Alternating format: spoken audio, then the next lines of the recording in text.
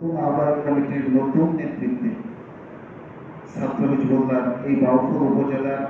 নতুন আহ্বায়ক কমিটি এবং সাবেক সফল ছাত্র হিজবুল্লাহ বাউফল উপজেলা কমিটির আজকের এই অনুজ আহ্বায়ক কমিটি তাদের নতুন নেতৃত্বে বাংলাদেশ ছাত্র হিজবুল্লাহ এই বাউফল উপজেলাকে তার নতুন দিগন্তে, নতুন পথে, নতুন স্লোগানে এগিয়ে নেবে, আমরা সেই প্রত্যাশা আজকের এই অনুষ্ঠান, আজকের এই ইফতার মাহফিল থেকে ব্যক্ত করছি এবং ধন্যবাদ জ্ঞাপন করছি আজকে যারা স্টেজে, যারা মঞ্চকে অলঙ্কৃত করেছেন এবং যারা আমার সামনে শ্রোতা হয়ে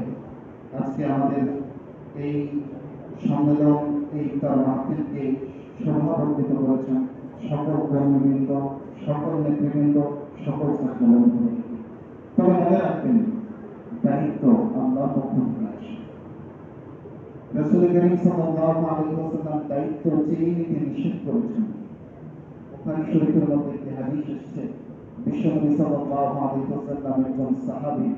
আব্দুর রহমান ইবনে সামুরাকে ডেকে বলেছিলেন, আব্দুর রহমান ইবনে সামুরা, লা তাসআলিল ইমারা, তুমি দায়িত্ব কখনো চেয়ে নিবে না।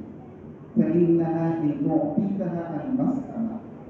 যদি এই দায়িত্ব তোমাকে কখনো চেয়ে নেওয়ার কারণে তোমাকে দেওয়া হয়, উদ্বিগ্নতা ইলাইহা, তখন মনে রাখবে এই দায়িত্ব তোমার ধারে চাপিয়ে দেওয়া হবে, আপনার পক্ষ থেকে কোনো সাহায্য তোমার কাছে আসবে না।